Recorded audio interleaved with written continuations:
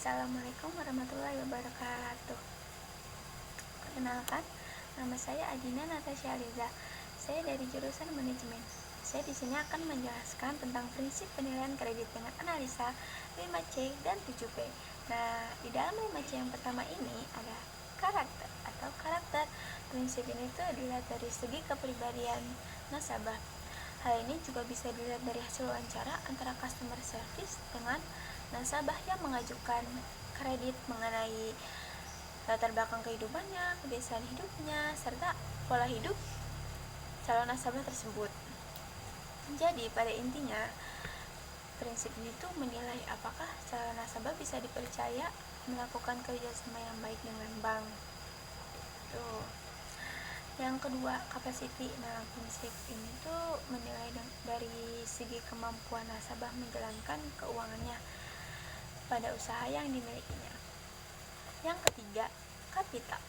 Kapital ini tuh terkait dengan kondisi aset dan kekayaan yang dimiliki oleh calon nasabah.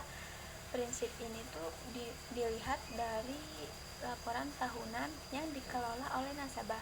Nah, dari sini pihak bank akan mengetahui apakah calon nasabah tersebut layak atau tidaknya mendapatkan pinjaman. Yang keempat, kolateral atau jaminan. Nah, jadi apabila terjadi calon nasabah itu tidak mampu membayar sejumlah kreditnya, maka tentu saja pihak bank akan menyita aset yang telah dijanjikannya sebagai jaminan. Yang kelima, condition. Nah, prinsip ini tuh dipengaruhi oleh faktor di luar, baik faktor dari pihak bank maupun dari nasabahnya. Misalnya tuh seperti keadaan ekonomi yang di suatu daerah yang sangat berpengaruh terhadap kedua belah pihak tersebut. Nah, saya membaca juga ada 7P. Nah, yang dimana 7P ini tidak jauh beda dengan 5C yang sebelumnya sudah dijelaskan tadi ya. Nah, yang pertama, di 7P yang pertama ini tuh ada personality. Personality ini tuh dilihat dari kepribadian calon peminjam yang mengajukan kredit. Prinsip ini tuh tidak jauh beda dengan prinsip karakter yang sebelumnya, yang dimana melihat keseluruhan kepribadian calon nasabah tersebut. Yang kedua ada party. Party ini dimana pihak bank akan mengklasifikasikan calon nasabahnya berdasarkan modal, loyalitas, dan kepribadian nasabah tersebut. Yang ketiga ada purpose.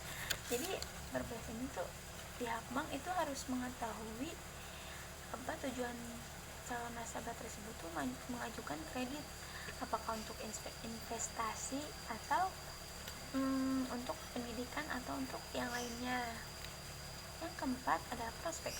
Prospek ini tuh bagaimana proses yang dijalankan calon nasabah tersebut. Jadi pihak bank ini mampu memprediksi kemampuan bayar dari calon nasabah tersebut. Yang kelima ada payment. Payment ini tuh dimana kriteria ini masih berkaitan dengan kriteria sebelumnya. Jadi untuk mengukur kemampuan bayar dari calon nasabah, prinsip ini dilihat dari pendapatan nasabahnya, kelayakan usaha nasabahnya, dan lain-lain.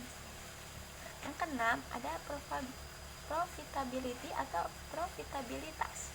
Nah, dimana pihak bank itu melihat bagaimana calon nasabah tersebut mampu menghasilkan keuntungan atau laba.